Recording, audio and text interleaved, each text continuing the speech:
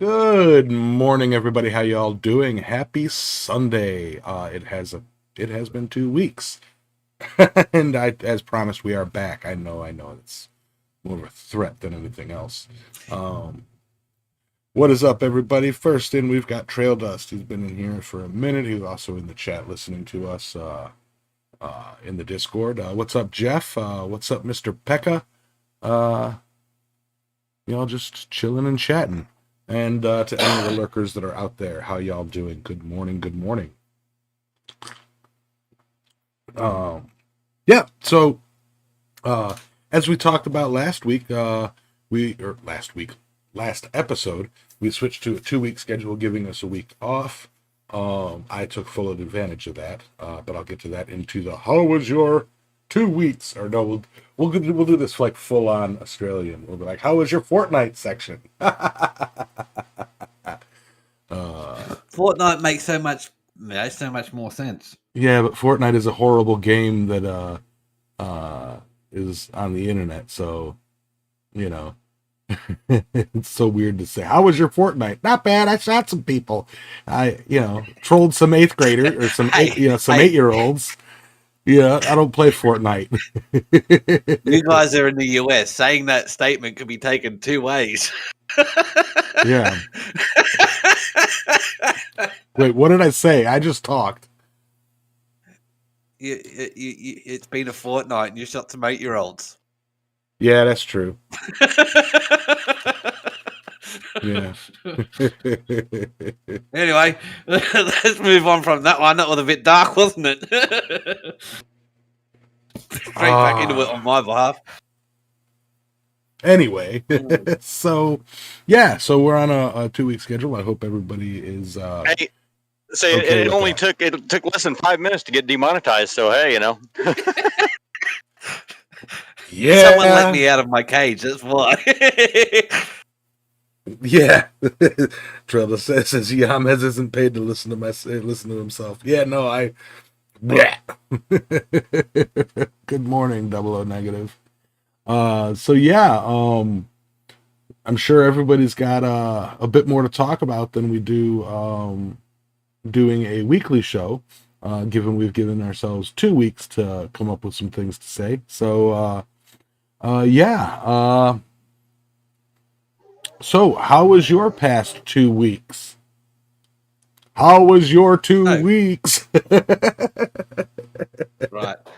So I guess I'm starting because Alexis, as always, looks exceptionally busy at work. She looks like she's reversing up to collect something at the moment, so I'll go first. So my 2 weeks. Well, the first week I was working, of course. So it's just usual for me. I'm only ever on here every 2 weeks anyway, so it doesn't really matter. Hi, John. This week though, it was. It has been an absolute jam-packed week. Monday, of course, as some of you may know, was my birthday, so celebrated another trip around the sun. I think it's another 180 billion kilometers traveled. So that was wonderful, and I felt it. So Monday, I of course relaxed. I actually took Sunday off last week because of at work we get our birthdays off, so or the closest working day to our birthdays if we're on rostered days off. So I took the Sunday off, used that as my recovery day. Monday was my birthday, so I chilled out and did a whole heap of reading of fantasy novels that I'm currently engaged in, and did some distilling of rum, which was awesome. I'm nearly at the final run of my low wines, and then I can actually make the rum and put it on oak and wait for it to mature. Then Tuesday, if anyone follows me on socials, on Tuesday I went to my gym. I do martial arts. I do kung fu and Muay Thai, and we have a tradition in my gym of whenever it's someone's birthday, we give them birthday punches in the gut. And so my present from my gym was 190 gut punches, so that was wonderful. I was aching for about 2 or 3 days afterwards, and Of then course. yeah, and then again, anyone who follows me on social media would have also seen that I've started the posts that I was burning the other week. I have started installing those as my front fence posts. So I currently have cemented in 2 8-foot long by just shy. I think it's not quite a foot. They're 20 centimeters. I'm not sure what that is in inches, um, but I know 30 centimeters is about a foot. So about 4 1 inches foot is, shy of a foot. yeah, so that would be 8 inches. Yeah, so about 8-inch diameter by 8-foot long posts that are buried 4 foot into the ground, and then they've got a fair bit of concrete in the bottom. So they're going to be my gate posts and my shraining posts. I don't think they're going anywhere anytime soon. You'll probably need a dozer to pull them out of the ground. So that's I did that, and then on Saturday, Saturday I actually went around to a young knife maker here by the name of Jack, or Jake, sorry. And then I did some knife making with him and his dad. He's still in the learning stages. He's not bad, not a bad knife maker, but he's still young. He's only been forging for a couple of years. So I went down and did some lessons with him and his dad, and taught them a few things from the knowledge that I've got up from both my experience and my lessons. Over the period. So but that takes me onto the topic which I'll be talking about tonight about the importance of technology as well. But so basically it's just been an absolutely busy and strenuous week for me, very physically active. Even though I do have a post hole digger, a petrol auger, my ground is soft for the first maybe foot, and then it's basically compacted rock from there on. So I was using a combination of a digging bar, a shovel, a post hole shovel, and the auger to just get down to the 4 foot depth for the posts, the 2 posts that I've concreted in, and then the other post, which is it was only 7 foot long, and I put that 3 foot into the ground. I haven't concreted that one in yet, but it's only 3 foot hole. But yeah, the ground is rather solid here, very solid. So yeah, that's pretty much it. On from there, Yamed. Looks like Alexis is still fairly busy. How was your Yeah. fortnight? Busy. Finishing up some jobs, starting some other jobs, and getting some stuff done around the house as per usual. It is, I think, officially tick season. I found a couple ticks on me, got them off before they burrowed, but my brother was not so lucky. We had a bonfire Friday night, had some people over, and he messaged me the other while I was setting up for it. I'm like, oh shit, getting them off my hands and stuff, from hauling wood and reaching into wood piles and getting into the brush. And then my brother, who didn't put on any bug spray because I don't need bug spray, I'm wearing long pants, found a tick on his calf. They went to the beach yesterday and his wife noticed a tick, and it's like, I'm like, yeah, that happens, bug spray on your shoes would stop that. But yeah, last week, taking advantage of the new schedule here, I stayed over at my brother's place all weekend last week, and got some yard work done at his place. Put some metal blades on my whipper snipper, and went over there and just kind of tore up his the ditch bank over there with him. She got that sucks. I hope she's all right, John. Mr. Coffee just says the wife got Lyme disease this spring. That sucks. But yeah, so what was it? Last Saturday, we took the whole day and went out to the beach, and yeah, it was great to get out in the water a bit and just kind of float and relax. Of course, after relaxing all weekend and floating in the water, naturally, Sunday and Monday, like Sunday yard work and then Monday at work, I tweaked my back, and so like all of this past week, it's just been like just pain and discomfort. But yeah, let me see other things. Yeah, my memory is kind of crap, so. I got a minute or two here while I go Yeah, go get ahead. this other mud tank. My 2 weeks has been fairly busy. I mean, I clocked 100 hours this week. Finishing up yesterday, and I still had a day off. So that was busy, and then I did actually enjoy it. It was really nice not having to do a show last week. I mean, it's just it did feel weird though, because I was just like, oh, I should be getting ready for the show right now, and it's like, but I don't have to. And yeah. And the week before, I was off the whole week, not on purpose. There just wasn't anything to do. So I went on days off and then came back to work, and there was no work. So I sat around for 12 consecutive days. That was not fun. But this last week and this week are going to make up for that. So There you go. no complaints there. I'm excited about this month's monthly blacksmith challenge. We're gonna make like a stake branding iron with like your initials or touch mark or something like that, and so I'm pretty excited to get to do that when I get home. Either I don't remember if it's next weekend or a weekend after, but that, and then I'm also gonna try to make some hinges for my daughter. Yeah. And let's see, that's my gosh. It sounds pretty boring when I put it like that. Right. What'd you do? I worked. Yeah, it's that's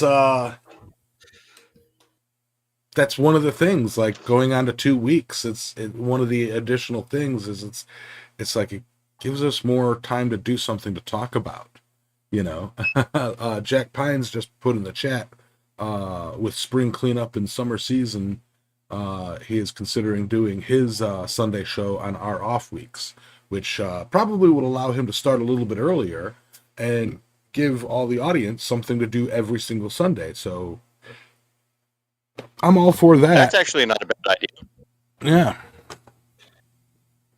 Yeah. Which brings me to the thing, Alexis, you brought up waking up on Sunday and being like, oh, I gotta. Oh wait, no, I don't.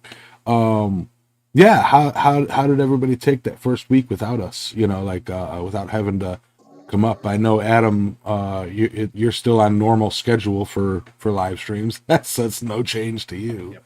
That was actually a little bit of change, because like I said, I took Sunday off, so like Sunday night, it was like, I've got live stream tonight, and then it was actually unexpected, because I went and had a nap, and then woke up at like 10:30 at night. I was like, oh shit, I've got a live stream. I went to rush in and set everything up, and I was like, hang on, no, we're 2 week schedule now. I don't have to do it. So I just sat down and did some work on my book and stuff like that. But it was still weird for me too. Yeah. It's it takes like we talked about last week or last time. That's going to take some getting used to. It takes a bit of pressure off, and gives us time to reflect and refresh and again, it's like we've been doing this show for years and years now, and looking back, like I personally have been live every single week in some form or another for the past almost 7 years. It's like, yeah, I'd say that's a pretty damn good run. It was not. It's not to say we haven't taken time off, like Christmas and New Year's and stuff like that. But I mean, just taking a one show off or two shows off, once or twice a year isn't quite the same thing as just doing it once every other week. After you've been doing it for this long consecutively. And it does give the brain kind of time to recharge and rethink, and actually maybe come up with something that's pertinent and maybe somewhat entertaining, rather than just sitting here just like dog ass tired, staring at each other on Discord, going, I don't know, what do you want to talk about? I don't know, and I got nothing. And also, so I did. Go ahead. I was saying, it also gives me a bit of motivation now, because I mean, on my week off, I start my week off on Monday morning, which is late, Sunday evening for you guys. So it also gives me a little bit of motivation to go, maybe I should go live on Monday mornings, just to do a little bit of blacksmithing and touch base with the community. So, because that way I'm still technically live every week, but on the same note, I'm getting back into it's a motivation for me to get back into a regular schedule of releasing stuff as well. Yeah, and as per usual. Did either of you catch John Switzer's video this morning on the hinges? No, I did not. No, not yet. No. Oh, all right. Yeah, it's I watched that this morning, and I was like, when I got to location, and because my daughter's been on me to make her some hinges, and so I was just like, I should watch that, and I was like, how about that? Learned a little something. All right, I gotta set this tank. So yeah. Let me see. John's asking if I've ever wired a boat. No, but I have troubleshot some boat lighting not working, some sailboat electrical, but it's not something I'd say I'm really, really particular good at, like vehicle electrical. I've had people call us to troubleshoot their RVs, and it's like you need to get like a mechanic that specializes in vehicle electronics to work on that. The voltages are a bit different. There's inverter circuitry involved, and it's like meh.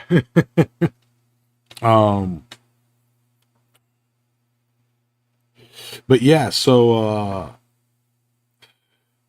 yeah, as for topics and everything, it's like like we discussed last week, and Trail Dust says we probably should have put out a short video to touch base for people who weren't at the previous show, so they didn't know. I will say this, everybody who was at the previous show is here, and the handful of people that are here that weren't there last week are hearing about it now, and the people who were at the previous show, or the show last week, were the same people that were at the show previously. I think everybody who wants to watch us live is here, and whether consider that a good thing or a bad thing, it's up to personal opinion. I like to think that we've got a nice core group of people who pay attention to us. Haven't gotten any comments yet of like, where were you last week? So whatever. But yeah, let me see. So topics this week, like it was said, it's giving us time to kind of think on things and all that stuff. Adam brought up technology, and in the very brief pre-show, because we agreed that our pre-shows now would be purely stuff that we absolutely cannot say on air. Like talking about slip and slides and stuff. There's a joke there, and if you ever want to hear the more blue side, make sure you join in and listen in on the Discord chat, because we do try and keep this fairly family friendly. We do slip up occasionally, but we do try and keep it fairly family friendly. We understand many of you may have children around, so we try and keep it a little bit cleaner. But yeah, we can get a bit blue on the Discord before we join. That's for sure. Yeah. But but I brought up technology because there's two main reasons. One, I am currently building my website because, as some of you may know, Speargrass Forge is actually a registered business here in Australia. It's a registered business name, therefore, to a certain degree, it's copyrighted, and also I'm trying.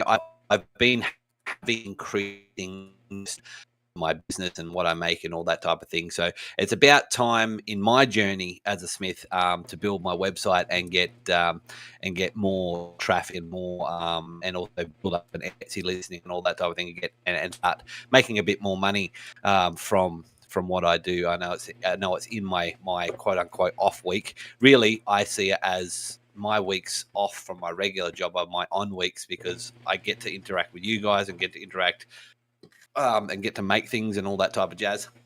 I'm doing a lot more. I'm actually a lot more physically busy on my off weeks than I am on my regular working week. So, but yeah, as part of that, I'm starting to build my website, and also, as I said, this weekend I went knife making, went smithing with a young fella in my region that's a knife maker, Jake, and we're talking to him and his father about YouTube and how he has learned a lot from Smiths on YouTube. You know, he does watch a lot of different YouTube. He's a very passionate young man. I believe he's only 19 or 20, and he gets hyper focused and hyper fixated on things, and so you know, I mentioned a few names like John, like Roy, Josh, and a few other names, of course, Alexis and Yamez. And he's a young man that's watched all of them. I could mention a name. He goes, "Oh yeah, I think I've seen that channel. That's that's this channel." And it's like, yeah, that's the one. And he was actually surprised about, and they were both surprised about just how much I know about the community and how many people have invited me to come and work with them and all that type of thing. And they're really keen for when I eventually come to the US, for example, watching my videos of interacting with all you guys and working at your shops and getting to know you on a face-to-face level. But most of the knowledge that he's got has come from YouTube. Now, he's not like me in the sense that he will, he'll spend hours upon hours doing a deep dive into the history of blacksmithing and finding all the old manuscripts and all that type of thing.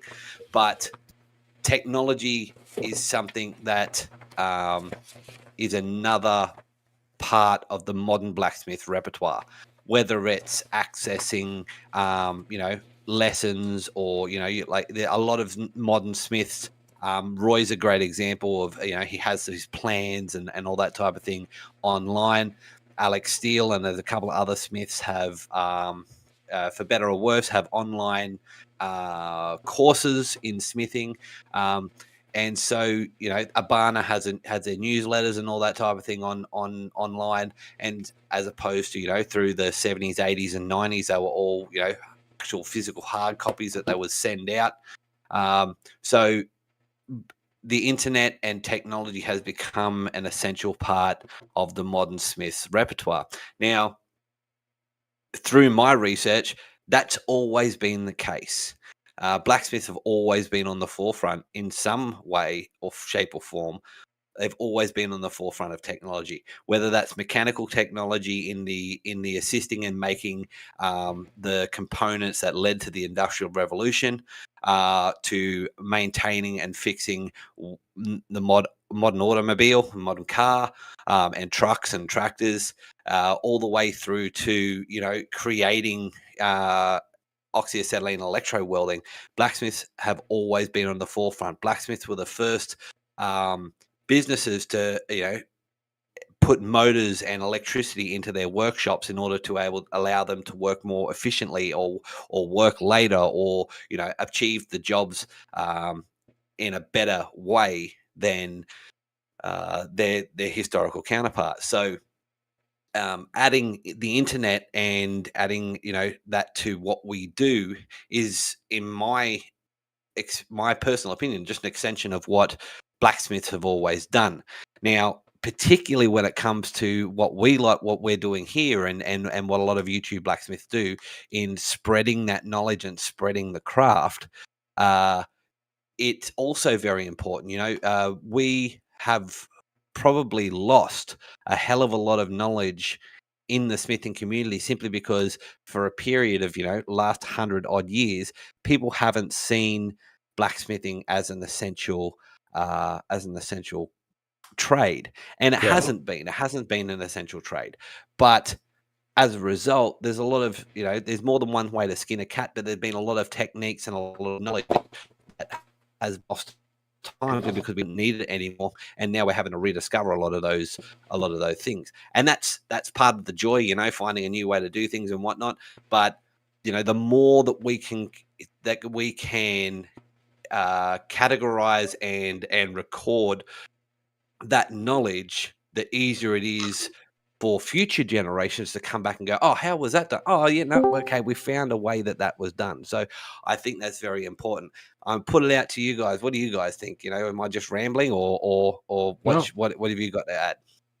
I've got quite a bit to add about technology and such as that. And it goes, my take, in addition to the whole Puritan blacksmith versus modern blacksmith and etc., that whole back and forth that we have there. It's on technology in general. Technology is a tool, plain and simple. What people choose to do with it or not to do with it is entirely up to them. As we discovered last year, as we learned last year in talking about the different ages of humanity, society and civilization's rise and fall and everything, at the background of it all was technology,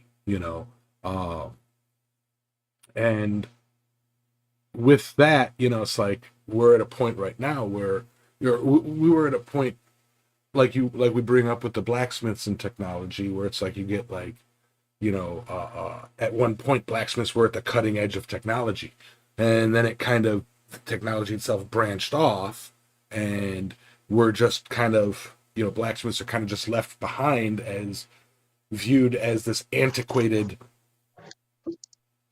niche thing. And it's like, you can't forget your roots, with that. Nowadays, first and foremost, blacksmiths are artisans. It's you don't go to the average person in civilized society doesn't go to a blacksmith for hinges. Doesn't go to a blacksmith for hardware, for tooling. They get the mass manufactured stuff that's made with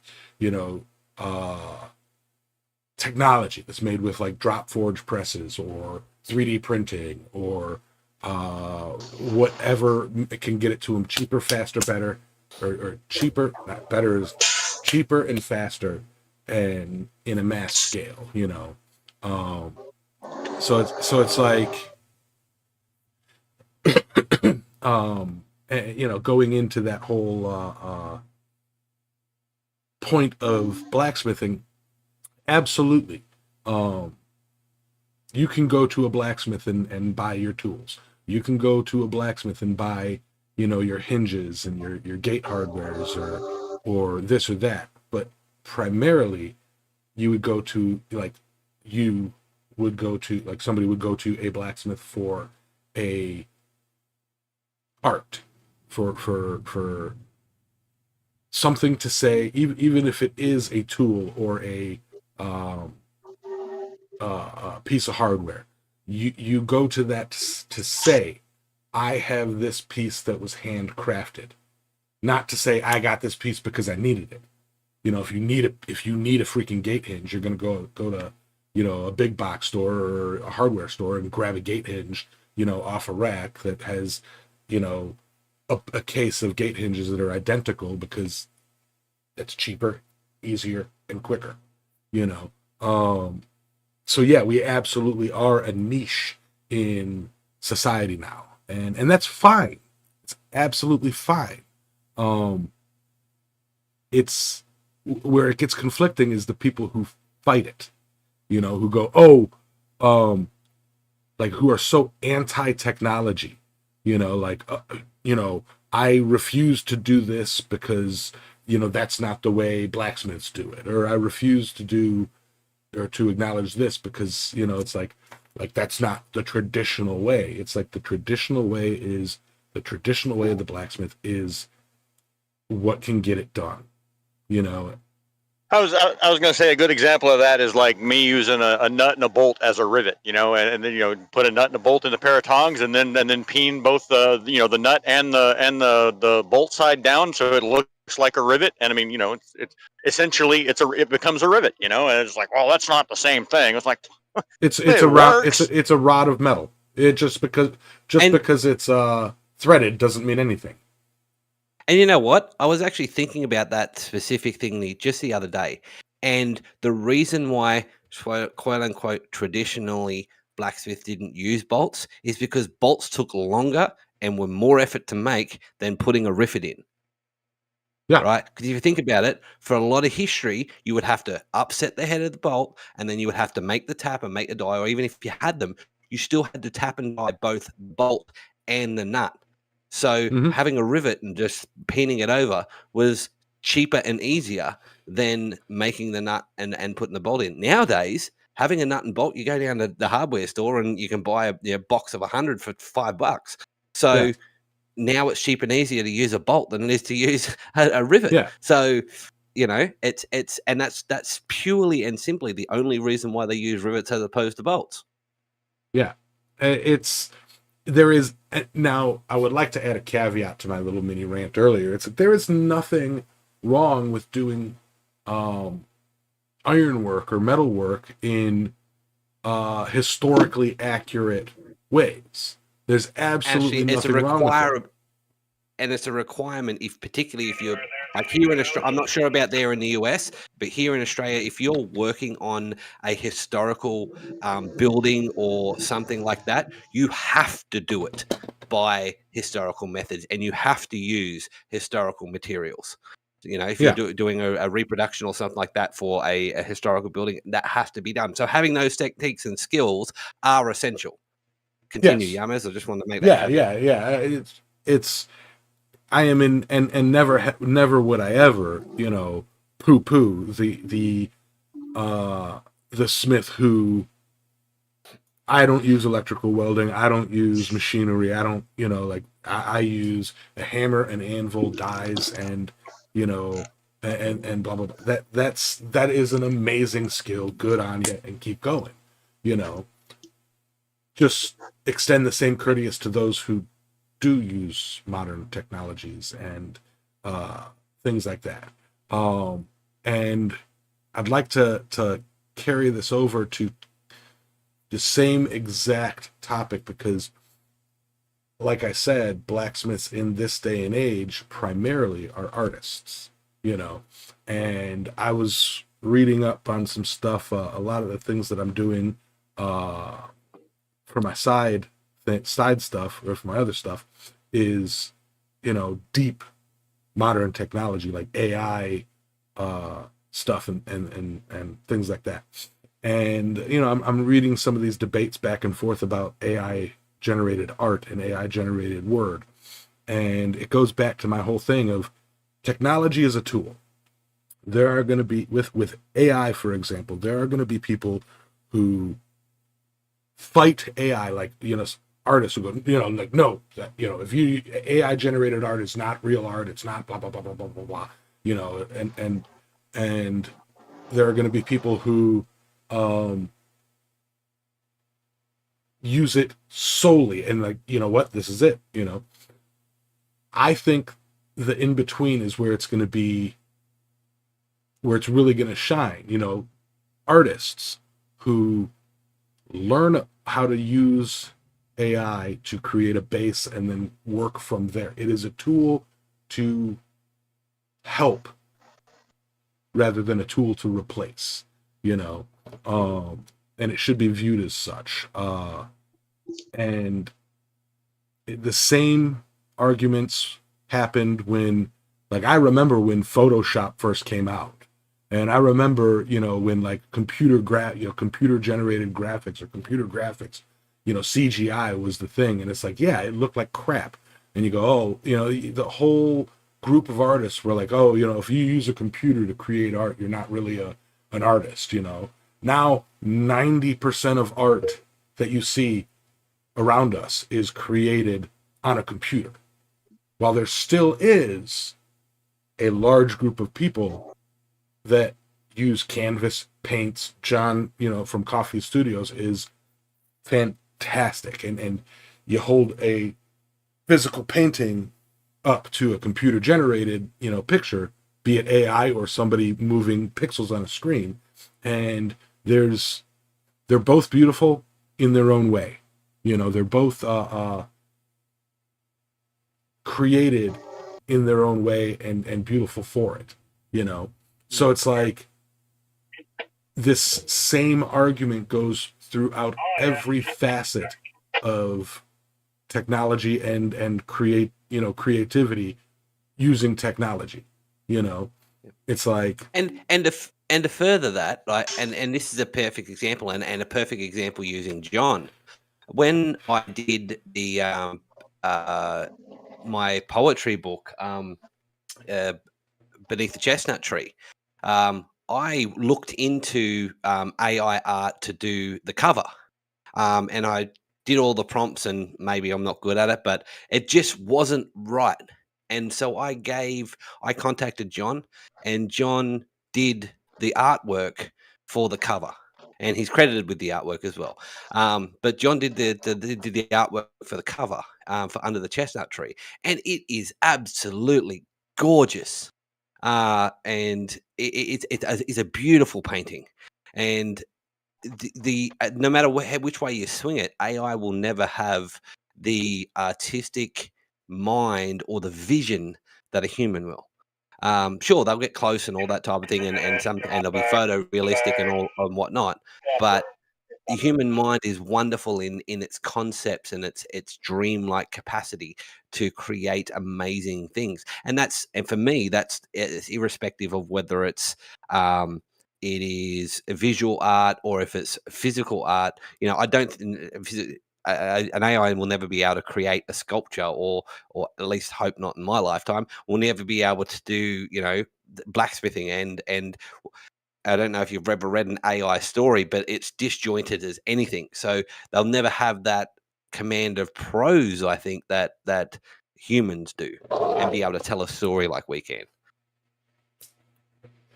Without AI, we wouldn't have had that glorious episode of Manasium. That episode was AI written. Now, I don't know if this is going to work all right, but nah. I created a bunch of AI songs just for shits and giggles, and John Burnell, say no to Manasium. But see, that's actually a really good point too, because AI can't work without human input. Exactly. Right? You had the idea of Manasium. Sure, the AI might have written the episode, right? But you had the idea, and then you had to perform it. There was still human contact and human input into that. Like humans make things for humans, and so there's that where, if anyone ever knows what the uncanny valley is, I've looked at AI art and liked AI art, but known it was AI art because something's not quite there, not quite right. Even if you look at something like, whether it's not Picasso, the screen painting, sure, that's surrealism, but it's human. You look at a surrealism from AI, and it looks artificial.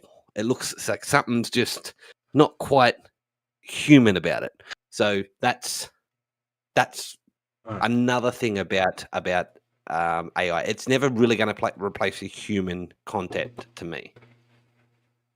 I'm going to try something here. I'm going to write up a song using AI. Go ahead and talk amongst Oh, yourselves. this is going to be interesting. I heard an AI country song the other day, and it was talking about mud on the truck and his girl in the side and a gun up his butt. I was like, what? Yeah, it was just weird, but yes, Let's see how this works. it's humorous to me. But yeah, so and So John, I heard an AI song the other day. It was Peter Griffin singing Godzilla.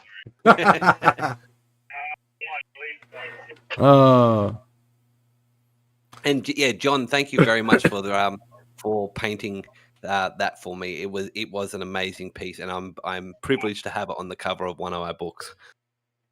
Okay.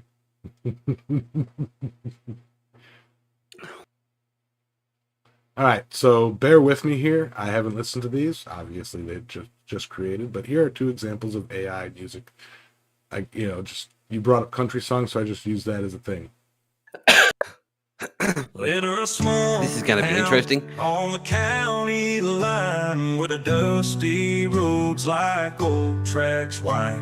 There's a shop where hammers won't be able to hear it. all day. Iron and fire keep the world at bay. With a callous grip and leathered skin, old Joe's been here since who knows when. His eyes twinkle like the embers bright, forging horseshoes in the fading light. It's the clang of the hammer, the roar of the fire, sweat drenched shirt and a lifetime's desire, in a blacksmith shop where stories are told, working the metal where hearts turn to gold. Heat and steel, they dance in flight, Joe at the anvil working till night. With every beat, a rhythm of the past, making old traditions last. Each morning starts with the rooster's crow and the forge fires up a steady glow. Simple life on this dirt streak land, strength and pride in the blacksmith's hand. It's the clang of the hammer, the roar of the fire, sweat drenched shirt and a lifetime's desire, in a blacksmith shop where stories are told, working the metal where hearts turn to gold. Where to go? It's the clang of the hammer, the roar of the fire, sweat drenched shirt and a lifetime's desire, in a blacksmith shop where stories are told, working the metal where hearts turn to gold. We're working the metal where hearts turn to gold. Each morning starts with a rooster's crow and the forge fires up a steady glow. Simple life on this dirt streak land, strength and pride in the blacksmith's hand. Oh, strength and pride in the blacksmith's hand.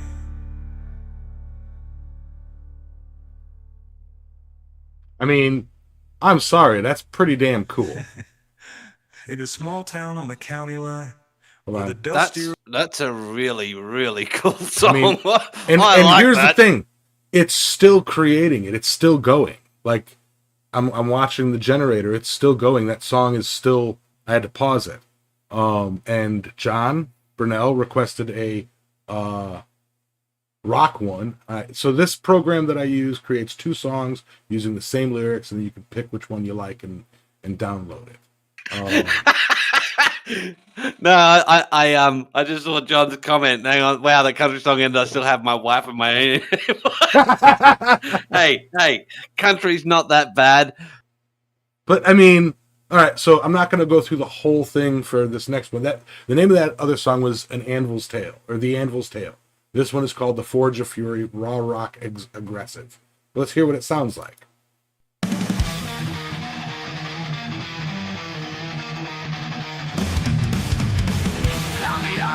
Feel the heat, sweat drips, echoes off the beat.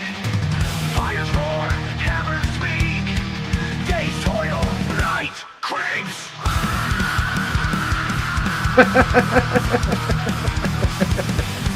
Heavy splits, falls again. Showering sparks of fiery rain. Breathe the ash, taste the pain. Metal song won't rain in the forge of fury. Right. Sounds more like Rob Huff, but it's like you can put arena rock, you can put whatever. Like you can. This is the insert for that. The inputs that I put for that was a country song about working in a blacksmith shop, a rock song about working in a blacksmith shop. I didn't put any effort into. You can fine tune it all, and this is a free version of an app where if you purchase it, you get a more fine-tune capabilities, and you lose a bit of that AI sound, that like auto-tune sound. But yeah, the whole point is it's like, and I will share those in the Discord so that people can listen to them. Because that I'm not gonna lie, that freaking country one that hit. And I don't think that Alexis was able to listen to him, which I apologize for, but Yeah, no, I'll catch him later for sure if you put him in the Discord. Absolutely, I'll put him in the Discord. But yeah, it's the whole point is technology is a tool. You can listen to that and be like, yeah, that's AI. I can tell that that's AI played. But the if you learn how to use it, you can make some awesome things. I know that what we do at the Anvil can't be replicated by AI. However, 3D printing metal exists now. So it's like, but what we sell as blacksmiths is a story. People come to us to buy things that they know are handmade, blood, sweat, and tears, and they buy the story of, I had a blacksmith make this for me, Yep. But yeah, and again, like I said, it's also a tool for us to get our work out there, to educate people, to bring people together. We are literally on different sides of the planet. It's morning where most of you guys are. It is midnight. It is currently 1:18 a.m. here in Australia, in the central part of Australia. So we're talking blacksmithing and having this conversation across the world. We have access, unrestricted access to information at our fingertips, and this is amazing. And this has happened. I mean, I am lucky enough to be able to call Thomas Goodymood a friend, and he's called me in the middle of the night to say, hey, how you going? What's going on? I have this, this challenge that I'm currently experiencing in smithing. How would you do it? And that is so cool because like I read the magazines and the books from 150, 200 years ago, and they talk about traveling to the next town to work with a smith or to get insights from another smith, or they're sharing knowledge in a magazine around the US or around UK or around Europe, or there's a couple of letters sent in from Australian smiths to some of these magazines. but they're 3 or 4 months behind because it's taken that long for them to get their copy, and then them to write a letter, and then to send it back, and then it to get printed. So we don't have the tyranny of distance and time so much as they have in the past, simply because of the wonderful technology that we're all using right now. So and that is amazing. Yeah, it's technology is a double-edged sword. Full stop. It's a tool. Used to create, to destroy, used to bring us together and drive us apart. It in and of itself, technology is kind of benign. It's how we as humans choose to grow with it and choose to use it. So, everybody's sharing what they're drinking. All right, I'm Jim Beam. Yeah. Happy Sunday. But yeah, it's I put the link for the playlist, for the blacksmith playlist, and I'll probably play with that later today and add some more songs to that. Because that country song did kind of hit. I think a lot of people enjoyed that country song. That was kind of like spot on. Look, I do you have the lyrics for that there, Yames? Yes, I can For post that country them. song? I can post them if you think I should. It's kind of personal because I Too long. I want to record it. I want to record it as a country song. That'd be freaking so cool. Because that I can't deny it. That country song kind of rocked. Yeah. And like I said, I reckon that country song should be the intro music. You sure we can still have the fish, but we have the that song playing over the fish. That kind of rocked that country song. Yeah, I'm a country fan, but yeah. Yeah. I mean, I'm a country island rock fan. Mm-hmm.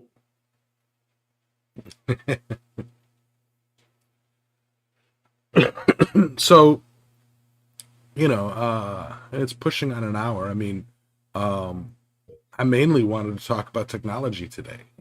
I mainly wanted, and to be fair, that is a topic that probably will come up a lot with me because I love technology. It's like, it's weird. It's weird how my research, if you follow my history, my internet history goes, it's like I'll either be, like researching technology and new technologies and stuff like that and how it's going. Like I'm kind of following the Neuralink stuff, and how the human body can integrate with AI and integrate with prosthetics and stuff like that. I do find that pretty fascinating. And at the same time, like pretty much the same day, I'll like switch over and I'll be like, like something that I've been trying to pinpoint and put on an accurate map, and I've been reading a bunch of different papers and watching videos on it, is the Appalachian Mountains. And because I use a phrase, the Appalachians are old as bone, and it's like, it's true. The it's like, and I'm trying to pinpoint this to put it on an accurate map so that I can explain it better.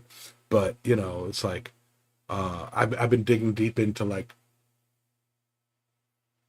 the world's geological past and formation of geological structures and stuff like that, and it's like the Appalachian mountain ranges, or the Appalachian mountain range, when it first started forming, calcified bone as we know it had not evolved yet.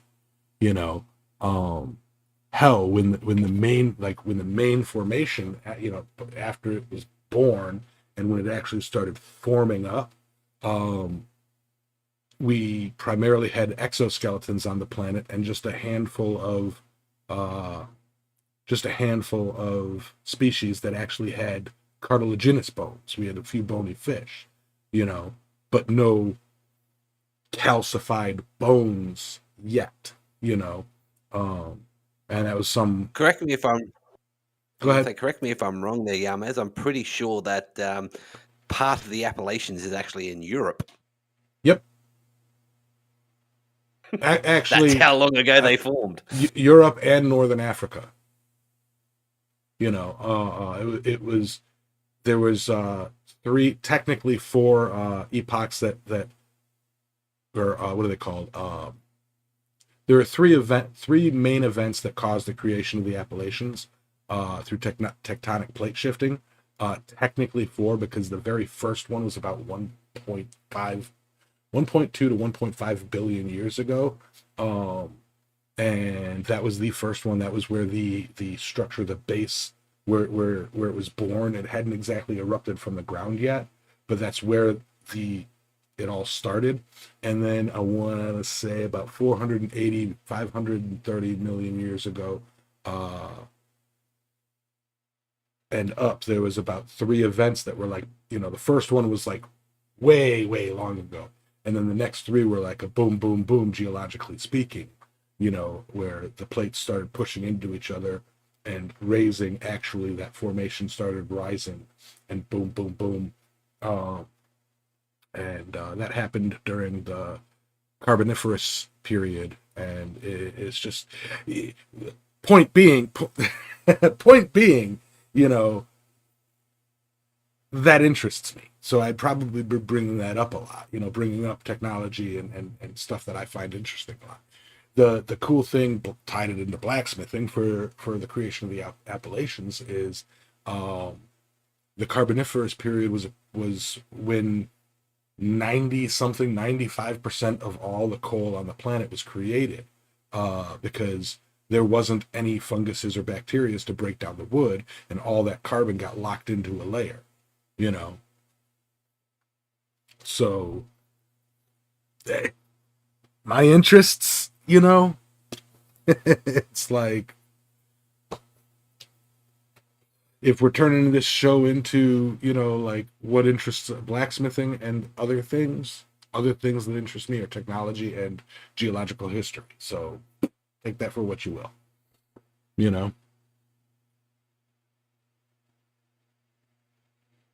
Fair enough. There are plenty of isotopes out there for Alexis to talk about as well.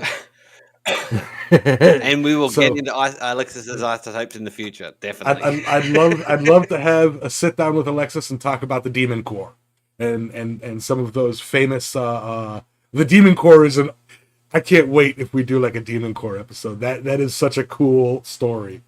But yeah, isotopes, geology, technology, and then Adam.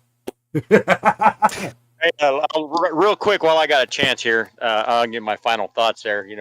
I'm hoping this is going to go in a more interesting direction. I'm contemplating maybe taking our show Sundays off so that I can do a little bit more than just sit here and work while I'm trying to add in every now and then.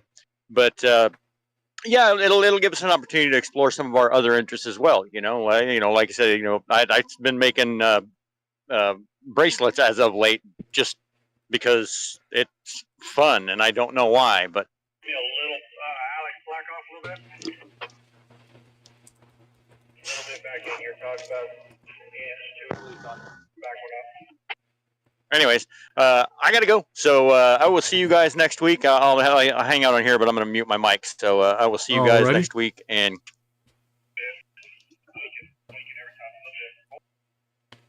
yeah, John, the folded roots of the Appalachians is actually a good video on the formations of the valleys and the peaks and valleys, the erosion of the bedrock. Like, it's fascinating. It's truly fascinating, and I blame Adam on that rabbit hole for me, because going over human history, not naturally you get into geological history of how they date, how they find things, what they have to dig through, and it's like I'm looking into like the farthest reaches of human civilizations and the farthest back human civilizations, and then what is considered human, and we're talking early hominids, which obviously brought me into studying, just, evolution in life, and like all of it, it just rabbit holed me, and I'm like, this is fascinating as hell. Thankfully, he's moved away from the ancient alien thing. If you knew what I knew. Which I know a lot more. No. So my final thoughts. When it comes to technology, it's an essential thing. You're never going to get away from it. Technology trudges on, but we can either accept it and move with it, or be trampled by it and lose ourselves. Nothing we do can ever truly be lost if we find ways to adapt. And as the blacksmith evolved, they found ways to adapt. Yeah, sure, there were a many that moved away from this wonderful art form, now what we now consider an art form, but that's just like glass blowing and a lot of other things. There's certain technologies that are even now are becoming relatively obsolete. An example of that is someone that's in my household is a plumber. And gas plumbing used to be part of the plumbing trade and is now branching off and basically becoming its own individual trade. Electricity is a sparky. And, electricity all used to be, whether it was 12 volt, 24 volt, 240 volt, 120 volt, it was all one trade. Now they're individual trades. You have heavy vehicle electricians, which are your 24 and 48 volt. You got your automobile electricians, which are 12 volt. Yames is a US electrician, which is 120 volt. I do 240 as well. Yeah. Most Australian electricians are 240 volt, but then you've got your industrial electricians, which deal with, 3-phase and your, 480, and you can get rather high voltages. You've got your transfer electricians, which deal with, your grids and all that type of thing, which are dealing with vastly bigger voltages and stuff like that. So, and then look at your small technology and your electronics. Technically, the electrical engineers and stuff like that are technically electricians as well, but they deal with small amounts in computers and stuff like that, because it's a different sort of system. All these once were one trade, and now they're all branching off. So it's something that we have to do and have to accept them to move with the time. So. And finally, to come back to that song, Yames, that was freaking awesome. That country song. I personally vote that's now our theme song. Yeah. So I'll write an Island Metal Forge and Impractical Blacksmiths blacksmithing intro song using AI. Yep. Why not? Okay, so yeah, that's my final thoughts. And so everyone, keep safe. Try and get out and light your forge at some stage, and swing that hammer. And make something cool. It doesn't have to be great, just has to be cool. All right. Your turn, Yames. Well, I mean, you can either be my final thoughts, you can either be the old man yelling at the clouds, or you can move with things, and if you don't use them yourself, accept that they are a legitimate move in human history. You honestly can fight the onward march of time and stress out about it and get all pissy about things, or you can just accept that it happens, either work with it or accept that it's not for you and just let people move on. Too many arguments online about technology, too many arguments using technology to argue about the technology that they're using. Live a happy life. Quit bitching about what other people do. Quit bitching about technology.